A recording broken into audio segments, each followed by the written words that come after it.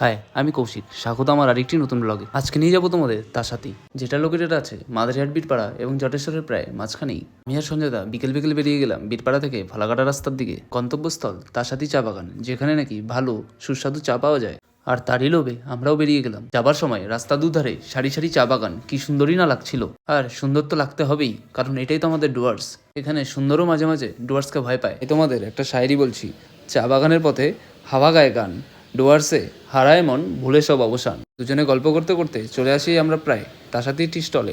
দলগাঁও টি গার্ডেনটি অতিক্রম করেই কিছুটা দূরেই রয়েছে এই স্টলটি। এটা কোনো বড় মাপের রেস্তোরাঁ বা রেস্টুরেন্ট নয়, তাও সবাই এখানে চা খেতে আসে। বিকেল 3:30 বা 4টার পরে এখানে প্রচণ্ড পরিমাণে ভিড় হয়। আর কেনই বা ভিড় হবে না, চারিদিকটা যেন একদম স্তব্ধ।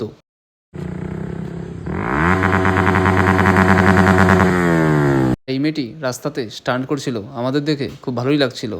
আর এই দিদার হাতের চা বড় বড় রেস্টুরেন্টকেও হার মানায়। এত সুন্দর মুগ্ধ শান্ত পরিবেশে যদি তোমরাও চা খেতে চাও, তাহলে চলে আসো তাসাতি। চা খাবার পর আমরা একটু বাগানের সাইডে ঢুকলাম। সেখান থেকে সানসেটটা খুব ভালো লাগছিল। আর যতই টাইম যেতে থাকলো ক্রমশ সেখানে ভিড় বেড়ে যাচ্ছিল। তো আজকের মতো এখানেই বাই। আর কে কে এখানে চা খেয়েছো কমেন্ট করে জানিও।